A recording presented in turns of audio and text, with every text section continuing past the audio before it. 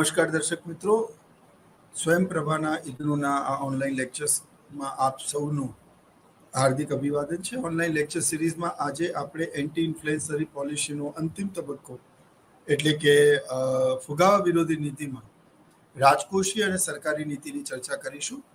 એકવાર ફરી રિકેપ સ્વરૂપે આપણે સમજી લઈએ.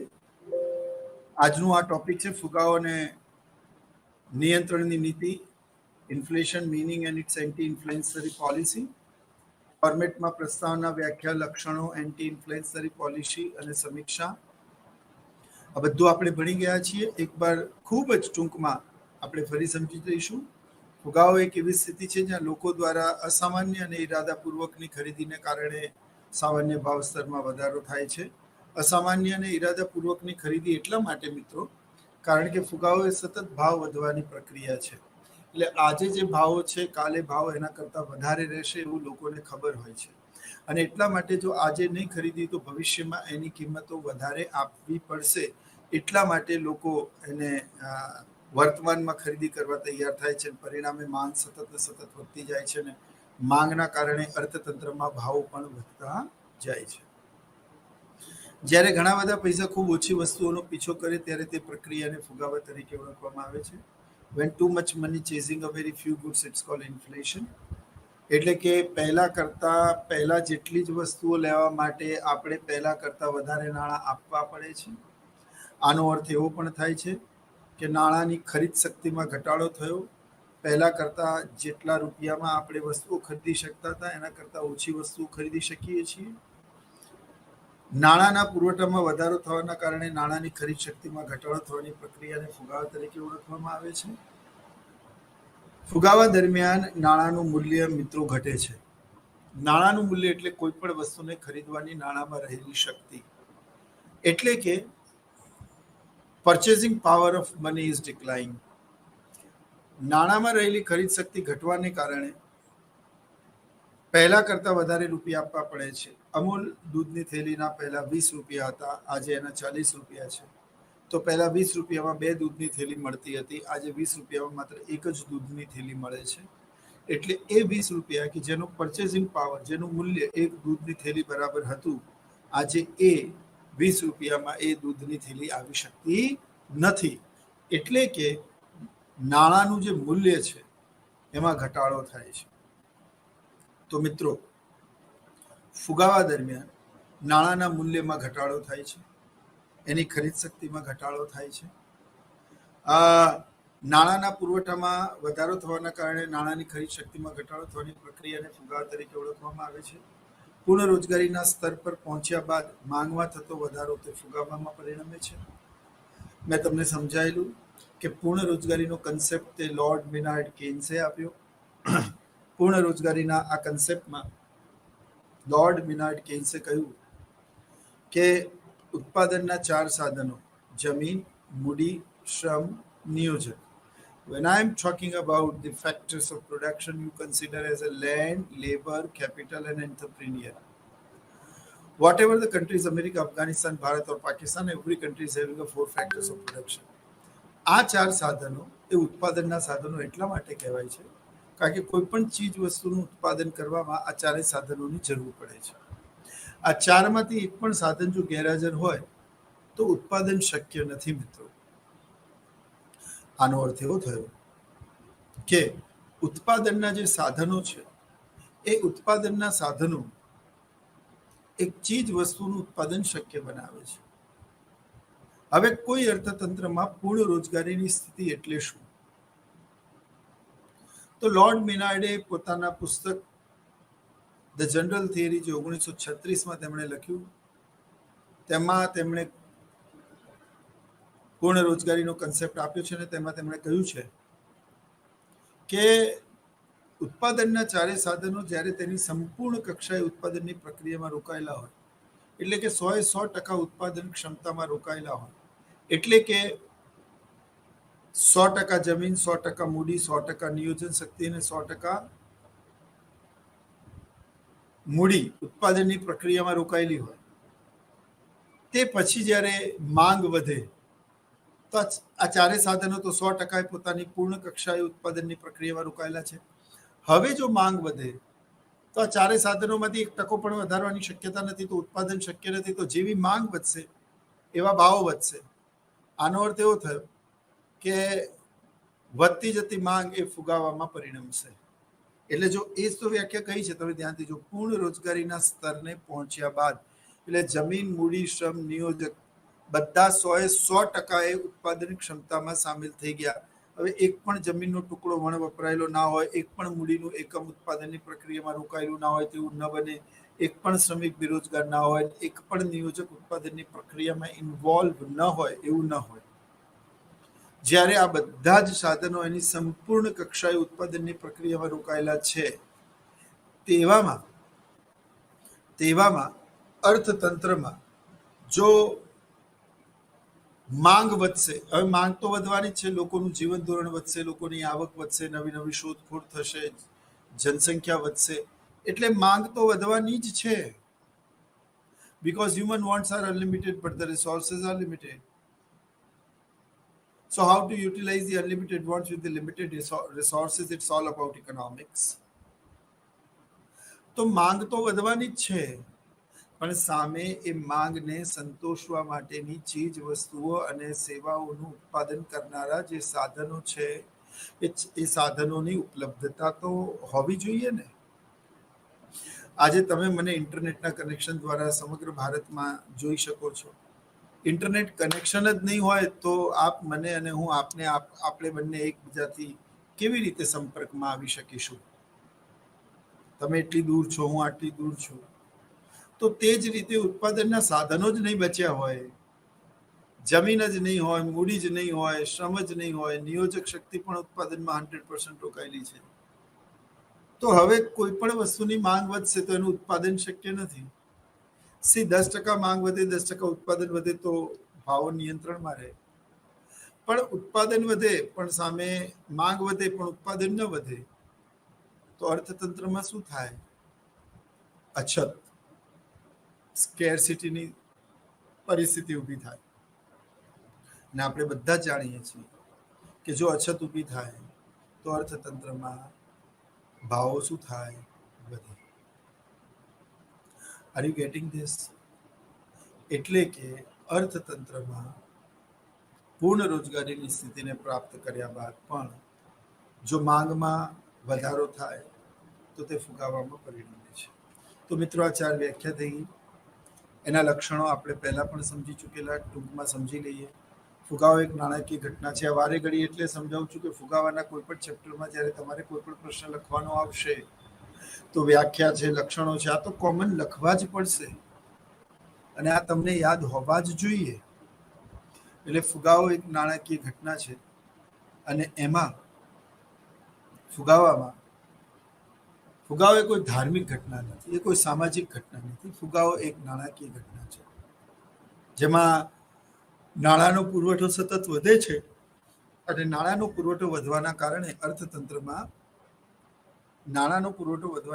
અર્થતંત્રમાં ભાવોમાં સતત ઘટાડો, નાણાંના પુરવઠામાં વધારો થવાના કારણે ભાવોમાં સતત વધારો થાય છે, નાણાંના મૂલ્યમાં સતત ઘટાડો થાય છે. એટલે ફુગાવામાં એક તરફ જ્યારે નાણાંનો પુરવઠો વધે છે, બીજી બાજુ નાણાંનું મૂલ્ય ઘટે છે. એટલે ફુગાવો એક નાણાકીય ઘટના છે. It's a pure monetary phenomena. ફુગાવો એક પ્રક્રિયા છે જ્યાં ભાવ સતત અને એક ધારા વધે છે. જો સતત અને એક ધારા ન વધે તો આપણે તેને ફુગાવો કહી શકીએ નહીં. ફુગાવામાં નાણાંનું મૂલ્ય ઘટે છે. ફુગાવામાં નાણાંનું મૂલ્ય કઈ રીતે ઘટે છે? તો કે ફુગાવા દરમિયાન નાણાંની ખરીદ શક્તિમાં ઘટાડો થાય છે. આપણે ભણી ચૂક્યા છીએ આગળ. ફુગાવામાં નાણાંના પુરવઠામાં વધારો થતા ભાવ સપાટી વધે છે.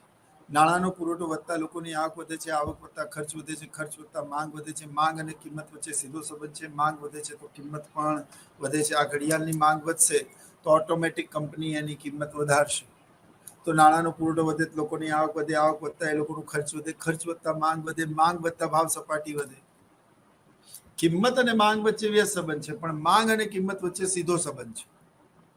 એટલે શું થાય કે કિંમત વધે તો માંગ પણ, કિંમત વધે તો નાણાંનું મૂલ્ય ઘટે છે, માંગ વધે તો કિંમત વધે છે. કિંમત વધે તો માંગ ઘટે છે. કિંમત અને માંગ વચ્ચે વ્યસ્ત સંબંધ છે, પણ માંગ અને કિંમત વચ્ચે સીધો સંબંધ છે. તો નાણાંનું મૂલ્ય ઘટે છે. પૂર્ણ રોજગારીની પછી માંગમાં વધારો ફુગાવામાં પરિવર્તિત થાય છે. આપણે ભણી ચૂક્યા છીએ. ફુગાવા ખૂબ વધારે પડતું નાણું ખૂબ ઓછી વસ્તુઓનો પીછો કરે છે. એટલે પહેલા જેટલી જ વસ્તુ ખરીદવા માટે તમારે પહેલા કરતા વધારે નાણાં ચૂકવવા પડે છે. હવે મિત્રો અહીંયા આપણે ભણી ચૂકેલા ફુગાવા નિયંત્રણની નીતિ. તો ફુગાવા નિયંત્રણની નીતિને 3 ભાગોમાં વહેંચવામાં આવે છે. મોનેટરી પોલિસી એટલે કે નાણાકીય નીતિ, ફિસ્કલ પોલિસી એટલે કે રાજકોષીય નીતિ, અને ગવર્મેન્ટ પોલિસી એટલે કે એડમિનિસ્ટ્રેશન ઓર ગવર્મેન્ટ પોલિસી. મોનેટરી પોલિસી તો નાણાકીય નીતિની મેં તમને 3 વ્યાખ્યાઓ આપેલી મિત્રો. નાણાંના પુરવઠામાં વધારો કે ઘટાડો કરવાની મધ્યસ્થ બેંકની નીતિને નાણાકીય નીતિ કહે છે. 3 વ્યાખ્યા ફરી કહું છું. નાણાંના પુરવઠામાં વધારો કે ઘટાડો કરવાની મધ્યસ્થ બેંકની નીતિને નાણાકીય નીતિ કહે છે. નંબર 2, નાણાંના પુરવઠા અને વ્યાજ દર પર અંકુશ અને નિયમન મેળવવાની નીતિને નાણાકીય નીતિ કહે છે. The policy about to control the inflation and supply of money in the economy by the central bank is known as monetary policy. અને ત્રીજી, નાણાકીય નીતિ એક સાધન છે જેનો હેતુ દેશમાં આર્થિક વિકાસ કરવો, રોજગારીની તકોમાં વધારો કરવો અને હુંડિયામણ દરની સ્થિરતા જાળવવાનું છે. Monetary policy is a tools having an objective of economic development, increasing employment opportunity and maintain the stability in the economy. તો આ 3 વ્યાખ્યા થઈ નાણાકીય નીતિની મિત્રો. હવે નાણાકીય નીતિમાં આપણે પહેલું ભણ્યા કે નાણાંના પુરવઠામાં વધારો કે ઘટાડો કરવાની નીતિને નાણાકીય નીતિ કહેવાય છે. તો નાણાંના પુરવઠામાં વધારો કે ઘટાડો કરવાના મધ્યસ્થ બેંક પાસે 2 સાધનો હોય, પરિમાણાત્મક અને ગુણાત્મક. પરિમાણાત્મક સાધનોને ઇંગ્લિશમાં ક્વોન્ટિટેટિવ ટૂલ્સ અને ગુણાત્મક સાધનોને ક્વોલિટેટિવ ટૂલ્સ કહેવામાં આવે છે. ક્વોન્ટિટેટિવ ટૂલ્સમાં 3 એના ફર્ધર ક્લાસિફિકેશન છે: બેંક રેટ, CRR અને ઓપન માર્કેટ પોલિસી. ક્વોલિટેટિવમાં ફર્ધર 3 ક્લાસિફિકેશન છે: moral suggestion, control the credit, change in the margin, legal or direct action and publicity. ફુગાવા દરમિયાન બેંક રેટમાં વધારો કરવામાં આવે. મધ્યસ્થ બેંક દ્વારા વેપારી બેંકોને આપવામાં લાંબા ગાળા દ્વારા આપવામાં આવતા ઓછીના નાણાંને આપણે બેંક રેટ કહીએ છીએ. હવે બેંક રેટમાં વ્યાજ દર મધ્યસ્થ બેંક વધારે તો આપોઆપ વેપારી બેંકો ધિરાણ લેશે નહીં, અને ધિરાણ લેશે તો એટલા ઊંચા વ્યાજે વેપારી બેંકો પાસે લોકો લેશે નહીં, જેથી દેશમાં અને અર્થતંત્રમાં, સમાજમાં નાણાંનો પુરવઠો ઘટશે. નાણાંનો પુરવઠો ઘટશે તો ભાવો આપોઆપ ઘટશે. તો ફુગાવા દરમિયાન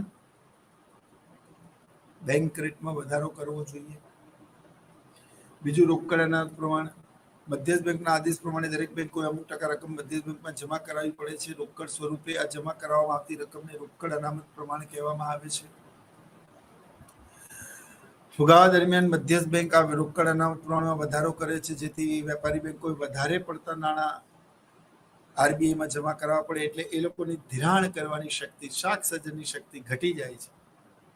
અને ધિરાણ કરવાની શક્તિ, શાક સર્જન કરવાની શક્તિ ઘટી જાય છે, જેથી દેશમાં નાણાંનો પુરવઠો ઘટતા અર્થતંત્રમાં વધતા ભાવો અંકુશમાં આવે છે. અને ત્રીજું છે ખુલ્લા બજારની નીતિ.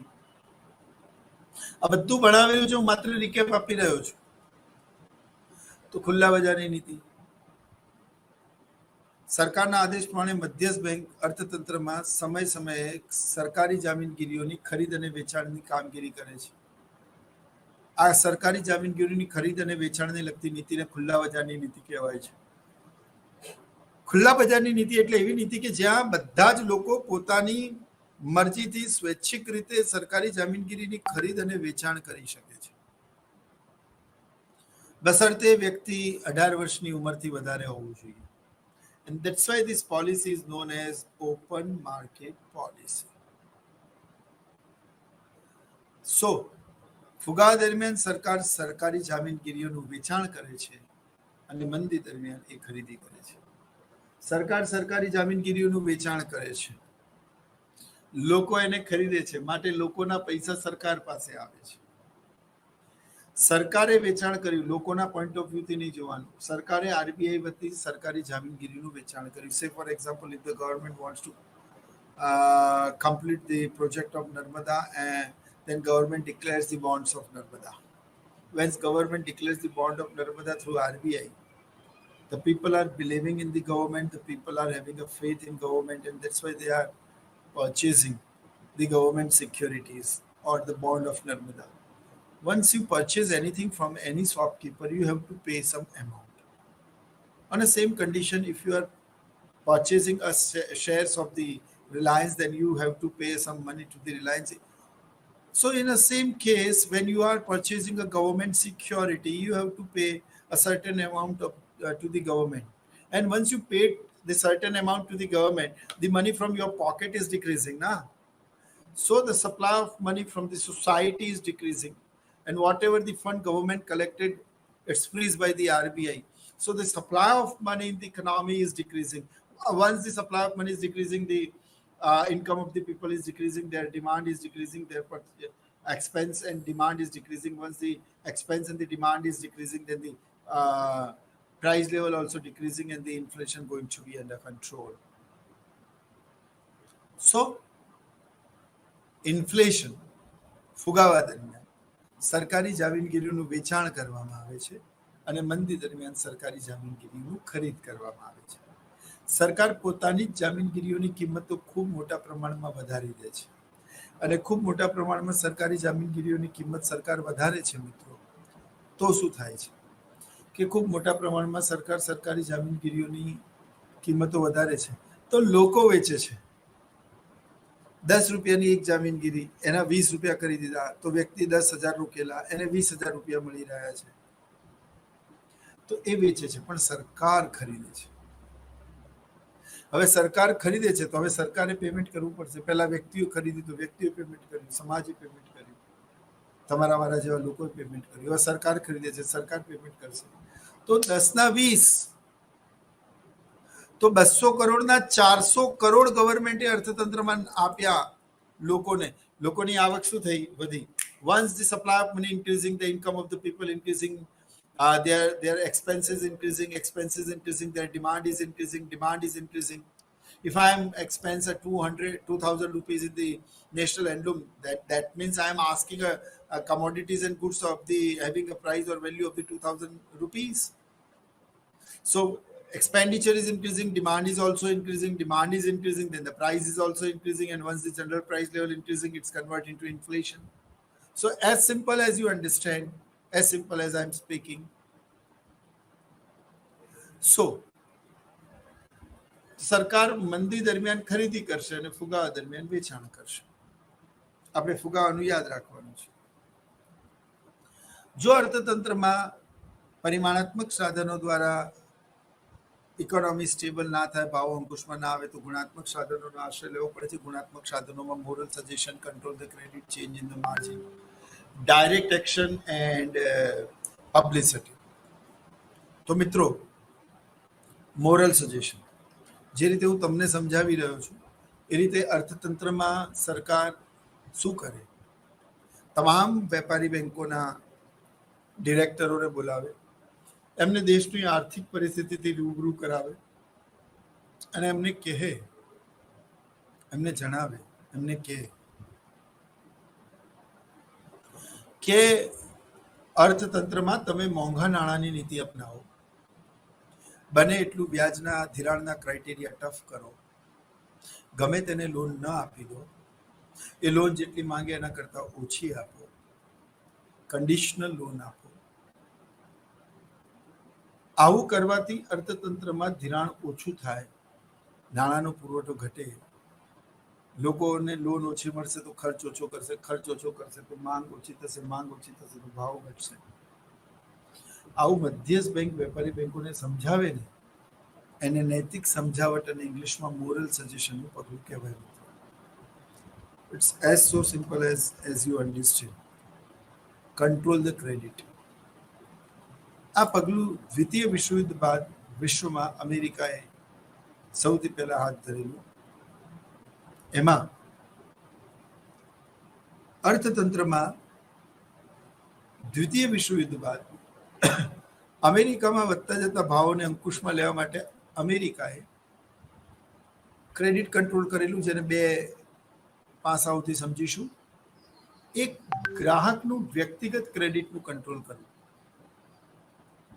એટલે એક ગ્રાહક વધુમાં વધુ કેટલી લોન લઈ શકે અને જ્યાં સુધી એક લોન ચૂકવે નહીં એને બીજી લોન આપવી નહીં. એનો અર્થ એ થયો કે એને કોઈ પણ વધારાની લોન મળશે નહીં અને જ્યાં સુધી એક લોન ચૂકવશે નહીં બીજી લોન મળશે નહીં, એટલે આપોઆપ દેશમાં નાણાંનો પુરવઠો ઘટશે. બીજી શાખ બંધીની વાત એવી છે, કંટ્રોલ ધ ક્રેડિટની વાત એવી છે કે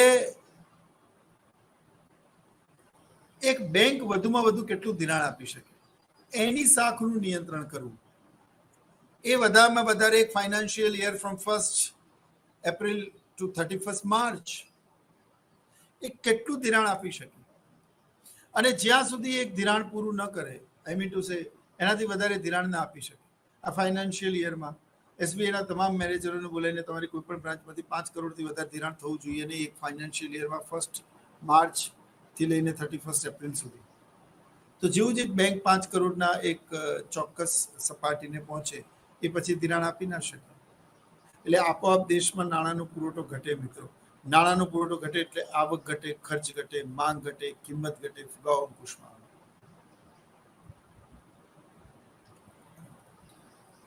બરાબર? તો એને કંટ્રોલ ધ ક્રેડિટ કહેવાય. ચેન્જ ઇન ધ માર્જિન, માર્જિનમાં ફેરફાર કરવો. કોઈ પણ વ્યક્તિ ધિરાણ લેવા માટે આવે ત્યારે તેને અમુક ટકા રકમ અથવા અમુક ટકા સંપત્તિ સામે કંઈક ગીરવે મોર્ગેજ કરવું પડે છે. હવે એ મોર્ગેજ કરેલી સંપત્તિના કેટલા ટકા એને ધિરાણ મળશે એ નક્કી કરવામાં આવે છે. માનો કે મેં મારા 10 કરોડના બંગલાના કે મારા 1 કરોડના બંગલાને મેં ગીરવે મૂક્યું, તો 1 કરોડના બંગલાની સામે મને કેટલી લોન મળી શકે છે? For example, RBI decided the credit ratio 80:20, તો મને આ 1 કરોડના મકાનની મારી જે ગીરવે મૂકેલી મકાનની કિંમત 1 કરોડ છે, એના 80% એટલે મને 80 લાખ રૂપિયા મળે.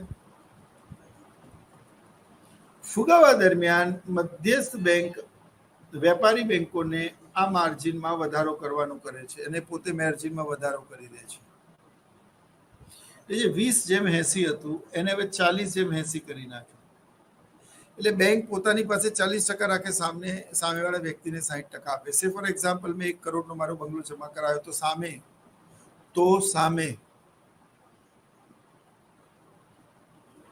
સામે મને 1 કરોડના બંગલા સામે પહેલા 80 લાખ મળતા હતા, હવે 60 લાખ જ મળે. એટલે મારી 20 લાખ આવક ઘટી ગઈ. આવક ઘટી તો ખર્ચ ઘટે, ખર્ચ ઘટે તો માંગ ઘટે, માંગ ઘટે તો કિંમત ઘટે, કિંમત ઘટે તો ફુગાવો અંકુશમાં આવે.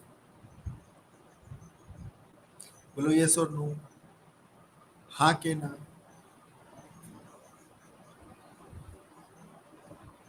તો મિત્રો, ફુગાવા દરમિયાન માર્જિનમાં વધારો કરવામાં આવે, મંદી દરમિયાન ઘટાડો કરવામાં આવે. હવે તમારાથી કોઈ પણ સાધનમાં ભૂલ ના થાય એટલે યાદ રાખો. ફુગા દરમિયાન બેંક રેટમાં વધારો, રોકડ પ્રમાણમાં વધારો, માર્જિનમાં વધારો અને સરકારી જામીનગીરીઓનું વેચાણ. યાદ રાખજો, ફરી એકવાર કહું છું. બેંક રેટમાં વધારો, રોકડ પ્રમાણમાં વધારો, માર્જિનમાં વધારો અને સરકારી જામીનગીરીઓનું વેચાણ. વધારો, વધારો, વધારો, વેચાણ. અને મંદી હોય તો ઘટાડો, ઘટાડો, ઘટાડો, ખરીદી. જીવનમાં કદે ભૂલ થશે નહીં. The spelling of inflation starting from I. In inflation, increase in bank rate, increase in cash reserve ratio, increasing in margin, and sale of government security.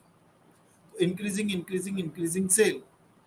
The spelling of deflation start from D. The spelling of decreasing start from D. So during the deflationary situation, bank રેટમાં decrease કરવાનું, રોકડા પ્રમાણમાં decrease કરવાનું, માર્જિનમાં decrease કરવાનું and government સિક્યુરિટીની ખરીદી કરવાની. So decrease and purchase during deflation. Increase and sale during inflation. તો ભૂલ થશે નહીં. આ પછી આપણે ભણેલા ડાયરેક્ટ એક્શન.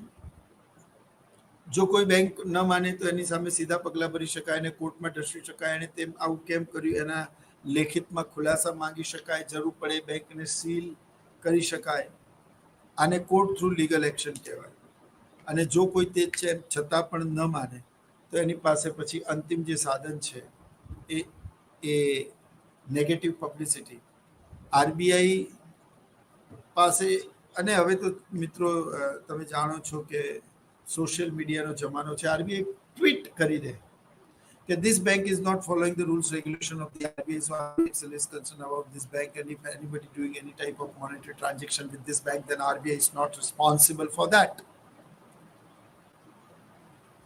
તો શું થાય?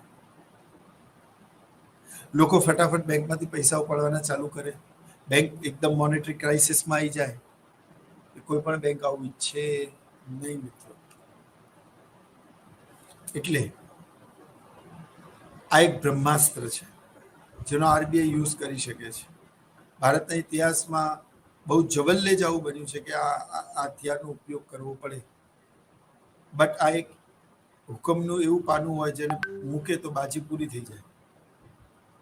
સો the trump card in the hand of the RBI. But in a history of India it's never exercised. So this is all about of monetary policy. I hope કે તમને સમજાયું હશે. મેં ઘણું બધું રિવિઝન આપ્યું છે. ફિસ્કલ પોલિસીમાં કરવેરા, ડેફિસિટ ફિનાન્સ, પબ્લિક ડેપ્ટ એન્ડ પબ્લિક એક્સપેન્ડિચર આ પણ ભણી ગયેલા. બહુ ટૂંકમાં લઈશું. આજે આપણે ગવર્મેન્ટ પોલિસીની ચર્ચા પણ કરવાની છે. કરવેરા બે પ્રકારના હોય. કોઈ પણ જાતના પ્રત્યક્ષ કે પરોક્ષ બદલાની ભાવના વિના નિશ્ચિત સત્તાને ચૂકવવી પડતી દંડ સિવાયની ફરજિયાત રકમને કરવેરા કહેવાય.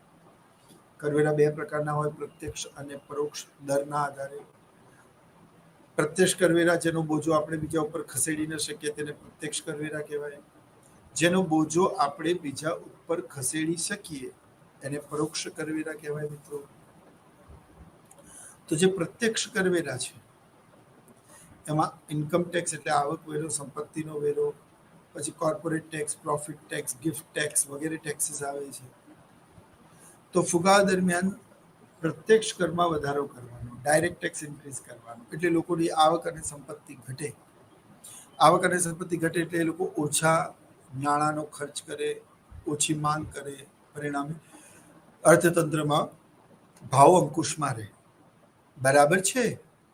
પરંતુ જે પરોક્ષ કરવેરા છે એ પરોક્ષ કરવેરા એટલે શું? તો કે પરોક્ષ કરવેરા એટલે જે કરનો બોજો બીજા ઉપર ખસેડી શકાય. You can shift the burden of the tax on the other person. It is called indirect taxes. Absolutely, it is called indirect taxes. And the example of indirect taxes is entertainment tax, sales tax, service tax, export-import tax. These all are the example of indirect taxes. તો ફુગા દરમિયાન direct ટેક્સમાં વધારો કરવાનો અને indirect tax પરોક્ષ કરવેરામાં ઘટાડો કરવાનો. આ pen ઉપર તમે ટેક્સ નાખશો, એની કિંમત માન લો કે 25 રૂપિયા છે, તમે એના ઉપર 5 રૂપિયા ટેક્સ નાખશો તો માલિક શું કરશે? આની કિંમત 30 રૂપિયા કરી દેશે અને આના રેપર ઉપર એવું લખશે max retail price 30 rupees inclusive all taxes. તો જો તમે પરોક્ષ કરવેરામાં વધારો કરશો ફુગા દરમિયાન, તો પરોક્ષ કરવેરામાં વધારો કરવાથી જનરલ ભાવ સપાટી વધશે, તમામ ચીજ વસ્તુની કિંમતો વધશે. એટલે ફુગા દરમિયાન શું કરવાનું? પ્રત્યક્ષ કરવેરામાં વધારો અને પરોક્ષ કરવેરામાં ઘટાડો. બસ આટલું જ લખવાનું. કરવેરાની વ્યાખ્યા આપવાની. અને આ રીતે રાજકોષીય નીતિ દ્વારા અર્થતંત્રમાં ભાવોને અંકુશમાં લેવામાં આવે છે.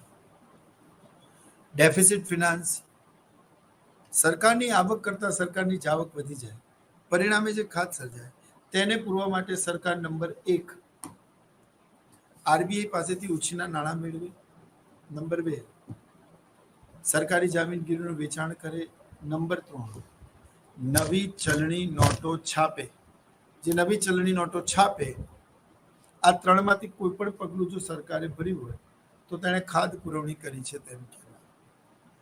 સરકારની આવક કરતા જાવક વધી જાય, પરિણામે સરકાર જાણી બુજીને પોતાની આવક ઉપરાંતનું ખર્ચ કરે અને એ ખાદ જે સર્જાઈ હોય એને પૂરવા માટે સરકાર આરબીઆઈ પાસેથી ઉછીના નાણાં લે, નવી સરકારી જામીનગીરીઓનું વેચાણ કરે કે નવી ચલણી નોટો છાપે તો તેને ખાદ પુરવણી, ડેફિસિટ ફિનાન્સિંગ કહેવામાં આવે. ફુગાવા દરમિયાન તમે જેમ વધારે પડતા નાણાં જે આરબીઆઈ પાસે છે લેશો અથવા તો નવી ચલણી નોટો છાપશો તો સરકારનો ખર્ચ લોકોની આવક છે, અર્થતંત્રમાં નાણાંનો પુરવઠો વધશે, નાણાંનો પુરવઠો વધશે તો માંગ વધશે, કિંમત વધશે, તેજી આવશે, મંદી દૂર થશે. બોલો યસ ઓર નો? તો આ વાત થઈ ડેફિસિટ ફિનાન્સની. પબ્લિક ડેપ્ટ, જે રીતે વ્યક્તિ પોતાના જીવનમાં આગળ આવવા માટે ઘણી વખત ઘર વસાવવા, ગાડી લેવા, અન્ય જરૂરિયાતો પૂરી કરવા માટે બેંક પાસેથી ઉછીના નાણાં મેળવે છે. એ રીતે દેશના આર્થિક વિકાસ અને મહત્વના પ્રોજેક્ટ્સને પૂરા કરવા માટે, જેમ કે નર્મદા પ્રોજેક્ટ્સને પૂરા કરવા માટે સરકાર વર્લ્ડ બેંક અને આઈએમએફ પાસેથી ઉછીના નાણાં મેળવે છે, તેને સમયસર ચૂકવે છે. સરકાર દ્વારા અન્ય દેશો પાસેથી મેળવવામાં આવેલું નાણું કે દેવું એ બાહ્ય દેવું છે અને પોતાના દેશના નાગરિકો કે સંસ્થાઓ પાસેથી સરકાર ઉછીના રૂપિયા લે એને આંતરિક દેવું કહેવાય. Internal ડેપ્ટ and external ડેપ્ટ. પ્રકારો ઘણા છે: funded, non funded, productive, અનપ્રોડક્ટિવ, planned ઓર અનપ્લાન્ડ વગેરે વગેરે, શોર્ટ ટર્મ, લોંગ ટર્મ વગેરે.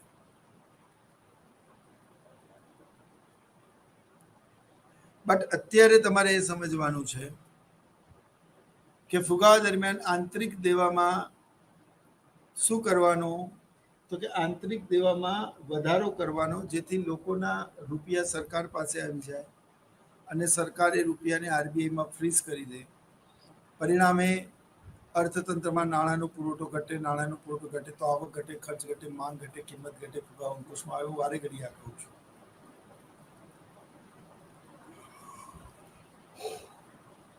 અને મંદી હોય તો હું તમને માત્ર ફુગાવો નહીં પરંતુ બંને પાસા ભણાવું છું. એટલે ફુગાવા દરમિયાન આંતરિક દેવામાં વધારો કરવાનો અને બાહ્ય દેવામાં ઘટાડો કરવાનો. તમે અમેરિકા પાસેથી 500 કરોડ રૂપિયા લીધા, ત્યારે ભારતમાં 2000 કરોડ હતા. હવે અમેરિકાના બીજા 500 કરોડ એડ થયા તો દેશમાં નાણાંનો પુરવઠો કેટલો થઈ ગયો? 2500 કરોડ. નાણાંનો પુરવઠો વધે એટલે લોકોની આવક વધે, ખર્ચ વધે, માંગ વધે, કિંમત વધે, ફુગાવો થાય. Are you getting what I am saying? એટલે ફુગાવા દરમિયાન જાહેર દેવામાં, આંતરિક દેવામાં વધારો કરવાનો અને બાહ્ય દેવામાં ઘટાડો કરવાનો. દેન પબ્લિક એક્સપેન્ડિચર. આમાં થોડી કોન્ટ્રાડક્ટરી છે, થોડુંક કોન્ટ્રોવર્શિયલ છે, એ પછી સમજીશું. પણ public expenditure, whenever I am using word public, you have to consider as a government. Public એટલે શું છોકરાઓ? સરકાર, ગવર્મેન્ટ. બરાબર. હવે જો સરકારનું ખર્ચે લોકોની આવક બને છે, આવક વધતા માંગ વધે છે, માંગ વધતા કિંમત વધે છે, કિંમત વધતા ભાવ સપાટી વધે છે. તો એને અંકુશમાં લેવો તો શું કરવું પડશે? તો કે જાહેર ખર્ચમાં ઘટાડો કરવો પડશે. પણ જાહેર ખર્ચમાં ઘટાડો કરશે તો મહત્વના પ્રોજેક્ટ રોકાઈ જશે, નર્મદા પ્રોજેક્ટ રોકાઈ જશે, બુલેટ ટ્રેનનો પ્રોજેક્ટ રોકાઈ જશે. શું આવું થશે તો દેશનો વિકાસ શક્ય છે? તો જો આપણે ફુગાવાનો અંકુશમાં લેવા માટે નાણાંનો પુરવઠો ઘટાડીએ, પણ નાણાંનો પુરવઠો ઘટાડો એટલે કે અમુક પ્રોજેક્ટ પરથી સરકારની દખલગીરી ઘટાડવી, પણ આ યોગ્ય નથી. એટલે પબ્લિક એક્સપેન્ડિચરમાં લોકો દ્વારા વધારે પડતા નાણાં ખર્ચ થવાના કારણે ભાવ સપાટીમાં વધારો થાય છે.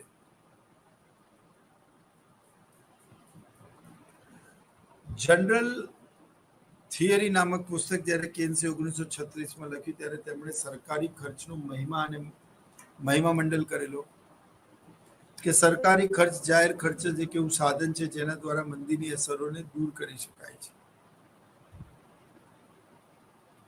એમણે કહ્યું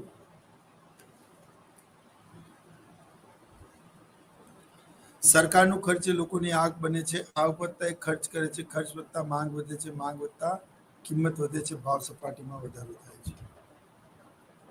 તો મિત્રો આ નાણાકીય નીતિ થઈ ગયું, આ ફિસ્કલ પોલિસી થઈ ગયું. અંતમાં જે ચર્ચા કરવાની છે ગવર્મેન્ટ પોલિસી એડમિનિસ્ટ્રેશન પોલિસીમાં સૌથી પહેલા છે PDS, public distribution system. Now what do you mean by public distribution system? આપણા દેશમાં મધ્યપ્રદેશમાં જે લોકોને પિંક કાર્ડ છે, રાજસ્થાનમાં જે લોકોની પાસે પિંક કાર્ડ છે, રાશન કાર્ડ દ્વારા એવું સાબિત થાય કે આ લોકોની આવક ખૂબ જ ઓછી છે, તો એ લોકોને જીવન જરૂરિયાતની ચીજ વસ્તુ ખૂબ નીચા દરે આપવામાં આવે, જેને પીડીએસ પબ્લિક ડિસ્ટ્રીબ્યુશન સિસ્ટમ કહેવામાં આવે છે. અત્યારે સુધીમાં કલેક્ટરને એટલા પૈસા કે ઠેકેદારને એટલા પૈસા આપવામાં આવતા હતા જેટલા કલાક કામ થયું. હવે એવું શક્ય નથી. કેમ? મીડિયેટર હટી ગયો. જે વ્યક્તિને તમે કામ સોંપ્યું એણે કામ થયા પછી તમને રિપોર્ટ કર્યો અને તમે સીધા જ એના એકાઉન્ટમાં પૈસા નાખી દીધા, તો જે મીડિયેટર હતો એ નીકળી ગયો. તો આ રીતે અર્થતંત્રમાં 36 અર્થતંત્રમાં પીડીએસ પબ્લિક ડિસ્ટ્રીબ્યુશન સિસ્ટમ અંતર્ગત ગરીબોને જીવન જરૂરની ચીજ વસ્તુઓ કાં તો મફતમાં કાં તો બહુ જ ઓછી કિંમતે આપવામાં આવે છે, જ્યારે એ જ વસ્તુનો માર્કેટ રેટ ખૂબ વધારે હોય છે.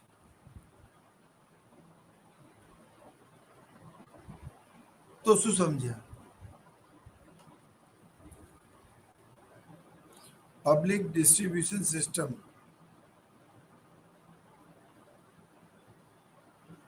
જેમાં જીવન જરૂરિયાતની ચીજ વસ્તુઓ ગરીબ લોકોને ખૂબ જ નીચી કિંમતે, જેમ કે પબ્લિક ડિસ્ટ્રીબ્યુશન સિસ્ટમમાં ઘઉં આપવામાં આવે, ચોખા આપવામાં આવે, બાજરી આપવામાં આવે, કેરોસીન આપવામાં આવે, ખાંડ આપવામાં આવે, ગોળ આપવામાં આવે, આવી બેઝિક અને જીવન જરૂરી વસ્તુઓ આપવામાં આવે.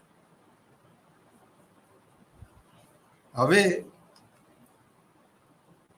આવી બેઝિક વસ્તુઓ જો નીચી કિંમતે મળશે તો અર્થતંત્રમાં ભાવ સપાટી ઘટશે. બરાબર. પછી છે support prices. What do you mean by support prices? બહુ જ મહત્વનો મુદ્દો છે. હવે સપોર્ટ પ્રાઇસનો મતલબ એવો થાય મિત્રો કે તળિયાના અને ટોચના ભાવો. તમને યાદ હોય તો એમએસપી ઉપર દિલ્હીમાં કિસાનોએ રેલી કરેલી ને લગભગ 1.5 વર્ષ સુધી રોડ પર બેસી રહ્યા, ત્યારે સરકારે એ લોકોની શોધ લીધી. માય ક્વેશ્ચન ઇઝ ધેટ કે એ લોકો જે ધરણા પર બેઠેલા એમાંની એક શરત હતી એમએસપી. હવે એમએસપી શું છે? Minimum support price. એટલે સમજો, જ્યારે કોઈ ખેડૂત ખેતી કરે છે ત્યારે એવું વિચારે છે કે જેના ભાવ અત્યારે સૌથી વધારે હોય, જેમ કે મગફળીના, તેની જ ખેતી કરીએ જેથી કરીને આપણને એમાં બહુ વધારે પડતો શું થાય? ફાયદો થાય.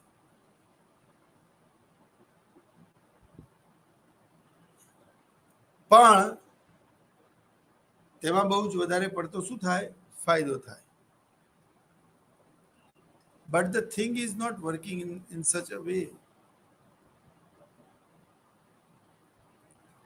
સપોર્ટ પ્રાઇસનો મતલબ એવો થાય કે ખેડૂત જે કિસાનના છે, એટલે પંજાબના ખેડૂતો, પંજાબને બાઉલ ઓફ વીટ કહેવાય છે. તમે એવું વિચારો કે મગફળીનો પાક લઉં, બધી જગ્યાએ મગફળીની કિંમત વધારે છે, તો જેવું તમે વિચારો છો બીજા ખેડૂતો પણ તો વિચારશે ને. અને બધા ખેડૂતો એવું વિચારશે એટલે આસપાસના કેટલાય કિલોમીટર સુધી માત્ર મગફળીની ખેતી થશે, કારણ કે એની કિંમત વધારે છે. તમે તર્ક બધવર્તન કરો. હવે એનું કિંમત વધારે હશે તો શું થશે? જ્યારે આ બધાની સિઝનલ મગફળી તો એક સાથે તૈયાર થવાની, એન્વાયરમેન્ટ ઉપર તો કોઈ અંકુશ છે નહીં, તો શું થશે કે જ્યારે મગફળી એક સાથે તૈયાર થઈને બજારમાં વેચવા માટે આવશે ત્યારે એનો પુરવઠો એકાએક વધી જશે. પુરવઠો એકાએક વધશે તો ભાવ ધડામ દઈને નીચે આવશે, અને ભાવ એટલા બધા ઘટી જાય છે મિત્રો કે ઇવન ખેડૂતોનું બ્રેક ઇવન પોઈન્ટ પણ આવી શકતું નથી. બ્રેક ઇવન એટલે એમણે જે 1 કિલો મગફળી ઉગાવવા માટે જે મહેનત કરી હોય, જે લાઇટ બિલ ભર્યું હોય, કે જે હાથ પગ ચલાવ્યા હોય, કામ કર્યું હોય, બરાબર, એ લોકોને શું મળે છે? સો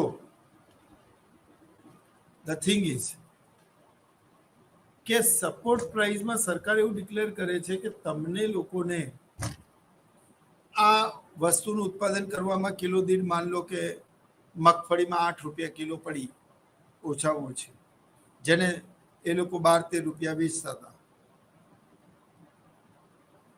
બરાબર છે. પરંતુ થાય શું?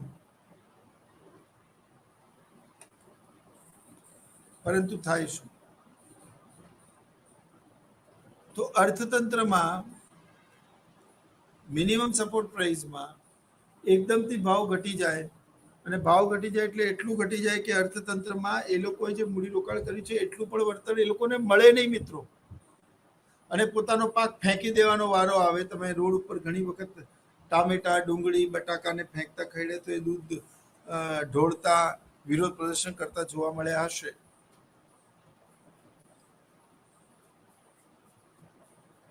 એટલે અહીંયા શું કરવામાં આવે? મિત્રો? તો એ કિસાનોએ એટલા માટે પ્રોટેસ્ટ કર્યું કારણ કે ભારતમાં સૌથી વધારે ઘઉં પંજાબમાં ઉગે છે, bowl of wheat.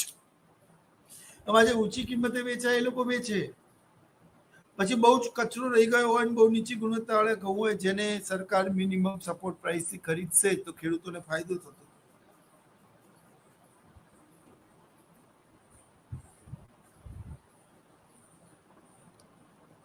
Are you getting what I am saying?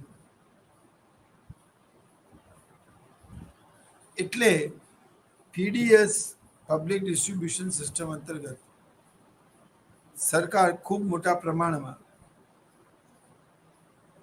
દિવ્યાંગોને ખૂબ મોટા પ્રમાણમાં સરકાર એક સ્થળેથી બીજા સ્થળે લઈ જવા માટે પ્રયત્નો કરે છે.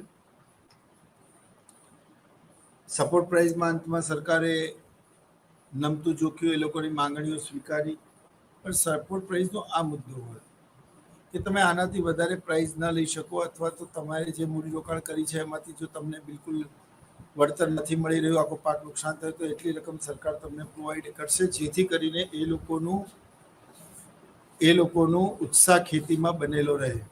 એને સપોર્ટ પ્રાઇસ કહેવાય છે. પછી રેપિડ ઇકોનોમિક ગ્રોથ. તો મિત્રો, what do you mean by rapid economic growth and how does it help to control inflation?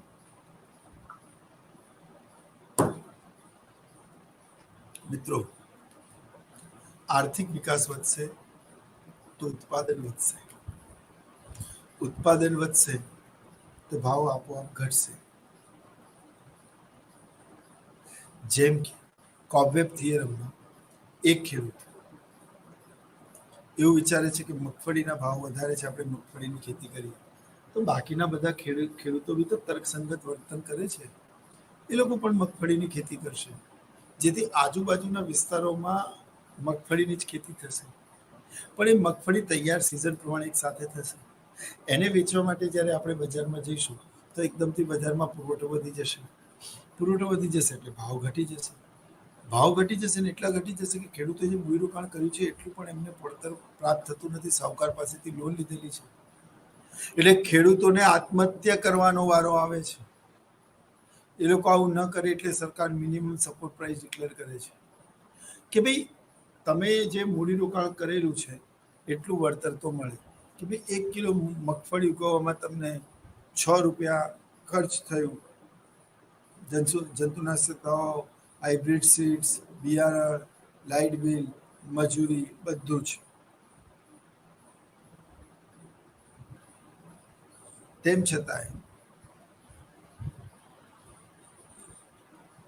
હવે જ્યારે કિંમતો એ 6 રૂપિયા કરતાં પણ ઓછી થઈ જાય તો સરકાર એવું કહે કે જો 6 રૂપિયા કરતાં ઊંચામાં કોઈ ખરીદે તો તું વેચ,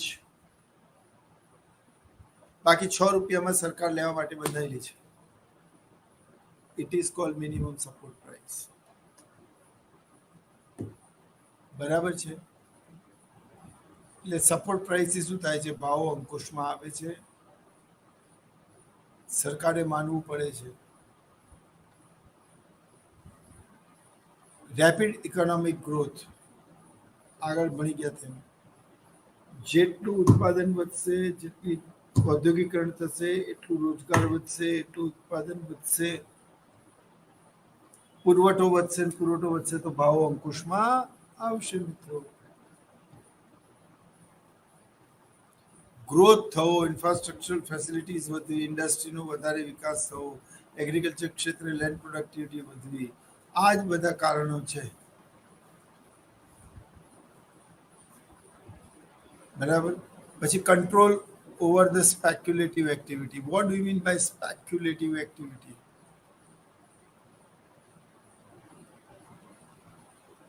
હવે સ્પેક્યુલેટિવ એક્ટિવિટી એટલે ડુંગળીના ભાવ એક સિઝનલ છે અને એના ભાવ વધવાના છે, એટલે આખી વેપારી લોબી હોય એ પોતાના મેસેજ પસાર કરે કે સ્ટોક, બધા જ વેપારીઓ બજારમાંથી ડુંગળી ખૂબ મોટા પ્રમાણમાં ખરીદીને પોતાના વેરહાઉસમાં, કોલ્ડ સ્ટોરેજમાં, ગોડાઉનમાં મૂકી દે. હવે નવો પુરવઠો તો આવતા વર્ષે જ આવવાનો છે. એ લોકો શું કરે? એ આવતા વર્ષે જ આવવાના છે. તો શું કરવું જોઈએ? તો મિત્રો, એ લોકોને ખબર છે કે નવું ઉત્પાદન તો આવતા વર્ષે આવશે. ધનિકીની કોઈ પણ રેસિપીમાં તડકો ડુંગળી વગર નહીં લાગે, અને ગરીબોની તો તે કસ્તુરી કહેવાય છે, એટલે માંગ તો રહેશે જ. અને જ્યારે માંગ વધારે થશે અને 20 રૂપિયાની કિલોની ડુંગળી 40 રૂપિયા કિલો નહીં વેચાય, ત્યાં સુધી તમે જપવાના નથી. આનો અર્થ એ થયો કે સ્પેક્યુલેશન ન થાય, આર્ટિફિશિયલ રીતે ભાવની વધઘટને કંટ્રોલ ના કરાય, સેબીએ કડક નિયમ બનાવવા જોઈએ, અને નિયમો છે તો એને ઓર વધારે સખ્ત કરવા જોઈએ. બહુ જરૂરી છે.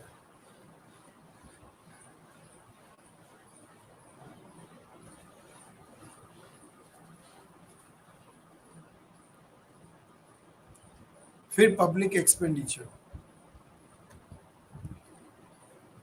પબ્લિક એક્સપેન્ડિચરમાં યોજનાકીય, બિન યોજનાકીય, ટૂંકા ગાળાનું, લાંબા ગાળાનું, બરાબર, વિકાસલક્ષી, બિન વિકાસલક્ષી, ફંડેડ, નોન ફંડેડ, સમયના આધારે. તો મિત્રો,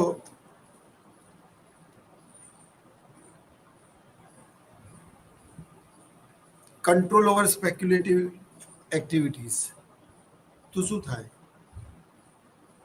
જ્યાં સટ્ટો હોય ને ત્યાં આર્ટિફિશિયલી કિંમત વધારવામાં આવે. ડુંગળીના ભાવ 200 રૂપિયા કિલો થયા, 250 રૂપિયા કિલો થયા.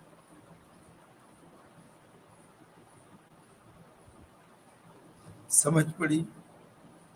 એટલે સરકાર વધતા જતા ભાવને અંકુશમાં કરે, કંટ્રોલમાં રાખે.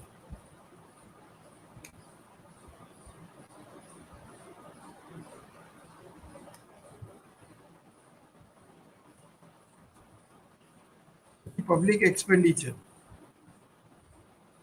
કેન્સ એવું કીધેલું 1936માં, મંદીને દૂર કરવા માટે કે સરકાર પાસે કોઈ કામ ના હોય ને તો સરકારે ખાડા ખોદાવાના ને એને ફરી પાછા પુરાવાના. આનાથી મંદી દૂર થાય.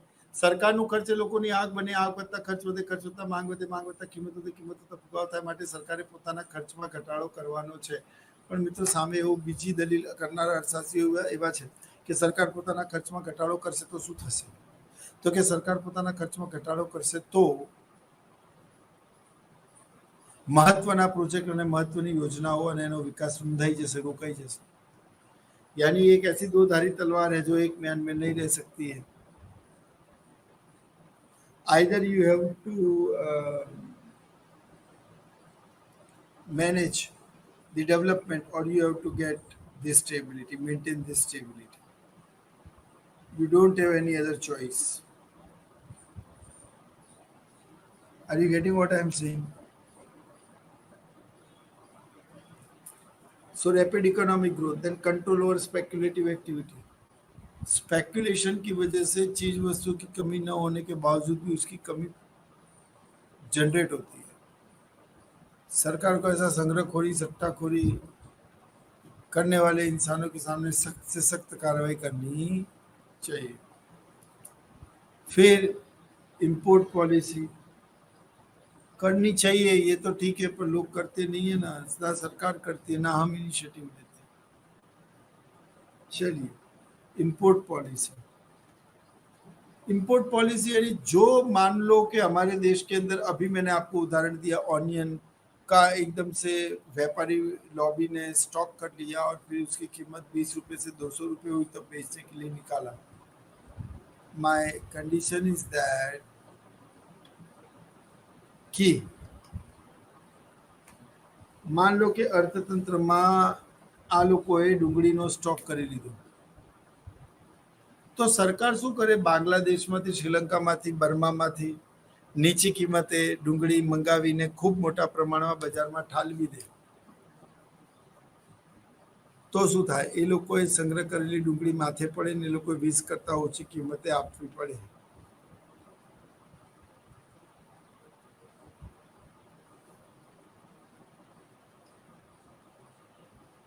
ઇટ મીન્સ ફુગા દરમિયાન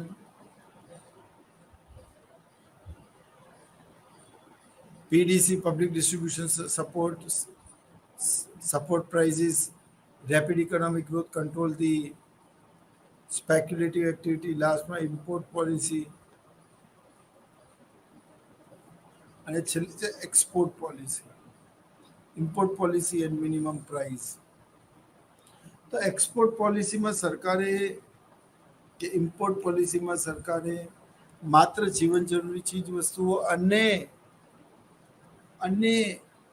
ઉત્પાદનમાં હેલ્પ કરતી વસ્તુઓની જ આયાત કરવી જોઈએ, બિનજરૂરી ચીજ વસ્તુની આયાત કરવી જોઈએ નહીં, કારણ કે દેખાદેખીની અસરના કારણે આપણા દેશમાં જનરલ ભાવ સપાટી વધે છે, પરિણામે નાણાંનો પુરવઠો વધતા ભાવમાં પણ વધારો થાય છે. એટલે બધાએ સમયસર લેક્ચર પર આવી જવું. તો અર્થતંત્રમાં ઇમ્પોર્ટ ડ્યુટી સરકાર એ રીતે ડિઝાઇન કરે કે જ્યારે કોઈ પણ વેપારી એ ચીજ વસ્તુનો સંગ્રહ કરે ત્યારે પાસેના દેશમાંથી ખૂબ મોટા પ્રમાણમાં, જેમ કે શણ છે એ મંગાવી લો એટલે આપોઆપ શણનો સ્ટોક કરનારા લોકોને માથે પડે. Are you getting? પછી મિનિમમ પ્રાઇસ, સપોર્ટ પ્રાઇસની જેમ જ મિનિમમ પ્રાઇસ હોય કે તમે કોઈ પણ વેપારી કોઈ પણ ગ્રાહક પાસેથી આના કરતાં વધારે રૂપિયા મેળવી શકશો નહીં, લઈ શકશો નહીં. એને મિનિમમ પ્રાઇસ કહેવાય. બીજું, એક્સપોર્ટ ઇમ્પોર્ટ પોલિસીમાં એવું પણ હોય છે મિત્રો કે આપણા દેશના સામાન્ય રીતે વેપારીઓને વધારે કિંમત જ્યાં મળે ત્યાં જ વસ્તુઓનું વેચાણ કરે. બની શકે 1-2 રૂપિયા 4 રૂપિયા વિદેશમાં વધારે હોય, વિદેશમાં ઓછા હોય, ત્યાં વધારે માંગ છે એટલે સાધનો શું થાય, ત્યાં ટ્રાન્સફર થાય. હવે કોઈ બ્રિટનથી કોઈ સ્કોલરને મોકલ્યો, સૌથી પહેલી પ્રોબ્લેમ લેંગ્વેજ નહીં આવે, મશીનરીઝ નહીં આવે, ટૂલ્સ નહીં આવે. સરકાર શું કરે, બધી જ કંપનીઓ માટે જીવન જરૂરી ચીજ વસ્તુઓમાં અમુક વસ્તુ સિલેક્ટ કરીને એવું કહી દે કે તમારે આનાથી વધારે પૈસા માંગવાના નહીં, તમારા ઉપરના નીકળતા નાણાંને અમે લોકો હેડિંગ લખીને કરી દઈશું.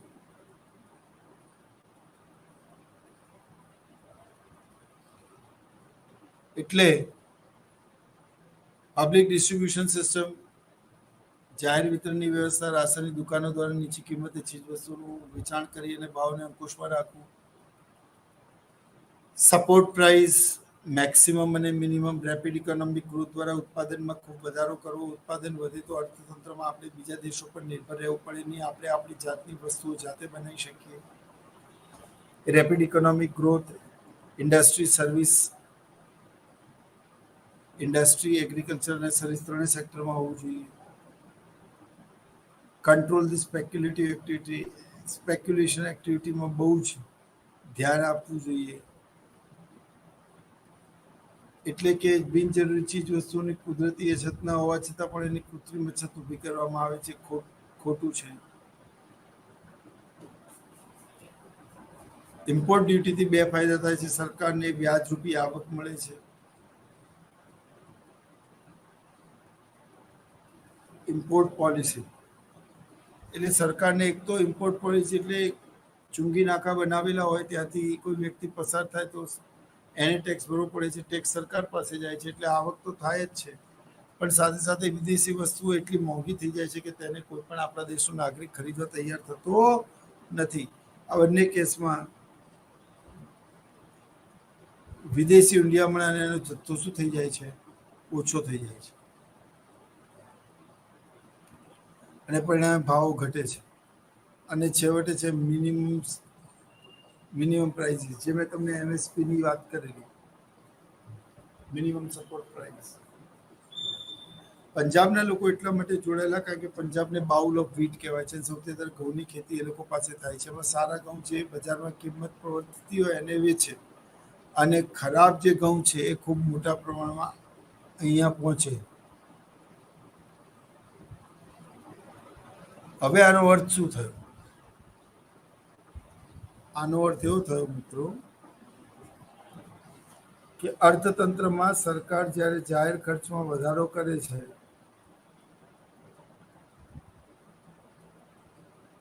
ત્યારે એ લોકોની આવક બને છે, અને આવક વધતા ખર્ચ વધતા માંગ વધે છે. પરિણામે સરકારે પોતાનો ખર્ચ ઘટાડવું જોઈએ. આ એક.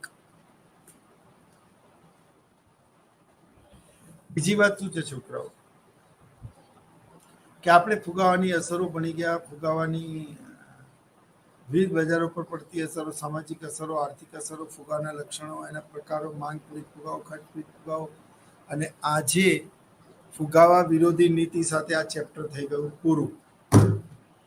એટલે કેટલા પ્રશ્નો આવે? ફુગાવાનો અર્થ અને તેના લક્ષણો, ફુગાવાની આર્થિક અસરો. યાદ કરો, મેં પ્લસ અને માઇનસ કરેલું બચત. બરાબર. ફરી એક વાર, ફુગાવાનો અર્થ અને એના લક્ષણો, પછી ફુગાવાનો અર્થ અને તેના પ્રકારો, પછી ફુગાની અર્થતંત્ર પર પડતી વિવિધ અસરો, અને પછી ફુગા વિરોધી નીતિ. પછી હવેનું પગલું શું? એટલે અહીંયા તમારું ચેપ્ટર પૂરું થાય. આવતા લેક્ચરમાં નવા ચેપ્ટર સાથે શરૂ કરીશું. એટલે કે ફુગા વિરોધી નીતિમાં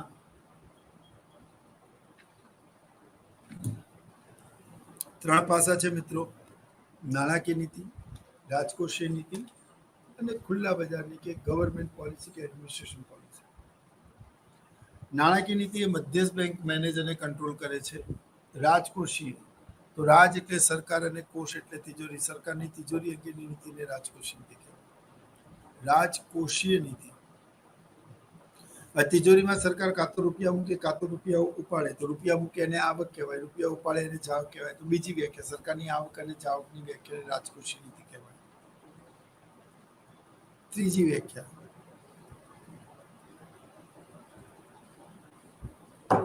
સરકારને કયા કયા માર્ગે આવક થાય, સરકારને કયા કયા માર્ગે જાવક થાય એ વિચારવાનું. તો કરવેરા દ્વારા આવક થઈ, જાહેર ખર્ચ દ્વારા આવક થઈ, જાહેર દેવા દ્વારા આવક થઈ, ખાતપુરણી દ્વારા આવક થઈ. તો જાહેર ખર્ચ દ્વારા જાવક થઈ, કરવેરા, દેવું, ખાતપુરણી દ્વારા આવક થઈ, અને જાહેર ખર્ચ દ્વારા જાવક થઈ. તો સરકારની કરવેરા, જાહેર દેવું, જાહેર ખર્ચની નીતિને રાજકોષીય નીતિ કહેવામાં આવે છે. બધાની વ્યાખ્યા આપવાની, પછી બે ભાગ કરવાના, સીધે સીધું નહીં લખવાનું.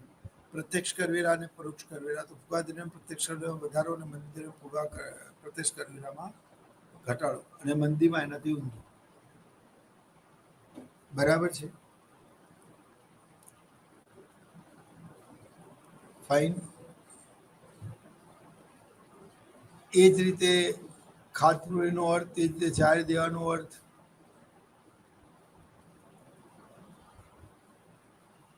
અને ત્રીજું છે અન્ય પગલાં. એ સૌથી પહેલા થયેલું અન્ય પગલાં. તો અન્ય પગલાંમાં તમે સરકારી PDS, public distribution system, import duty, control over speculation, economic development. આના દ્વારા શું કરો તમે? ફુગાવાને નિયંત્રિત કરો. તો મિત્રો, આ 3 સિરીઝના લેક્ચરમાં મેં નાણાકીય નીતિ, રાજકોષીય નીતિ અને સરકારી પગલાંને કવર કર્યું છે. તમને ઘણું બધું રિવિઝન આપ્યું છે. I hope you enjoying the lecture. હવે આપણે આવતા લેક્ચરમાં મળીશું એક નવા લેક્ચર, નવી સિરીઝ સાથે. ત્યાં સુધી હું રજા લઉં. જય હિન્દ, જય ભારત.